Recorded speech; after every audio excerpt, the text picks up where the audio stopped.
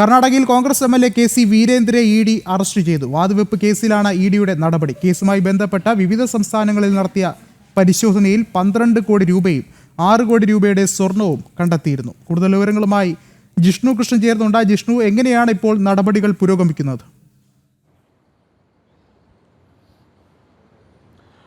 വിഷ്ണു, സിക്കിമിലെ ഗാംഗ്ടോക്കിൽ നിന്നാണ് കർണാടകയിലെ കോൺഗ്രസ് എം.എൽ.എ കെ.സി. വീരേന്ദ്രയെ എൻഫോഴ്സ്മെന്റ് ഡയറക്ടറേറ്റ് അറസ്റ്റ് ചെയ്തിട്ടുള്ളത്.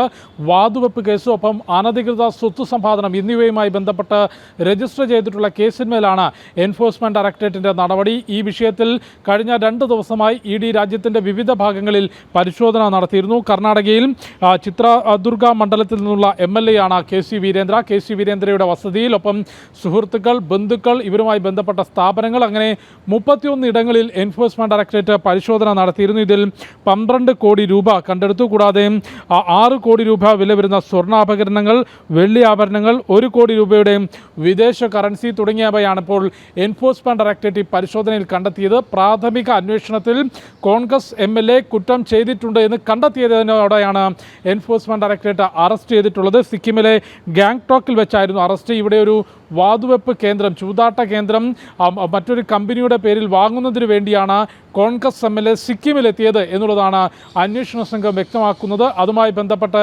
എൻഫോഴ്സ്മെന്റ് ഡയറക്ടറേറ്റ് വിശദമായ അന്വേഷണം നടത്തി. പരിശോധനയിൽ 12 കോടിയിലധികം രൂപ കണ്ടെത്തി. 1 കോടിയിലധികം രൂപയുടെ വിദേശ കറൻസി കണ്ടെത്തി. അനധികൃത സ്വത്ത് സമ്പാദനവും അനധികൃത ചൂതാട്ടവും ഉൾപ്പെടെയുള്ള ആരോപണങ്ങളിൽ വസ്തുതയുണ്ട് എന്ന് പ്രാഥമിക അന്വേഷണത്തിൽ കണ്ടെത്തിയതോടെയാണ് കർണാടകയിൽ നിന്നുള്ള കോൺഗ്രസ് എം.എൽ.എ ഇപ്പോൾ എൻഫോഴ്സ്മെന്റ് ഡയറക്ടറേറ്റിന്റെ അറസ്റ്റിലായപ്പോൾ കേസ് അന്വേഷിക്കുന്ന അന്വേഷണ സംഘം വ്യക്തമാക്കുന്നത് എം.എൽ.എയെ ബാംഗ്ലൂരിലേക്ക് എത്തിക്കും. ഇവിടെ കൂടുതൽ പരിശോധനയും ചോദ്യം ചെയ്യലും ഉണ്ടാകും.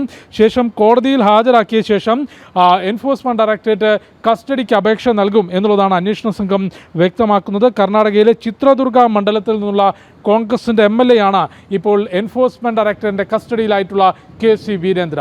വിഷ്ണു, ശരി.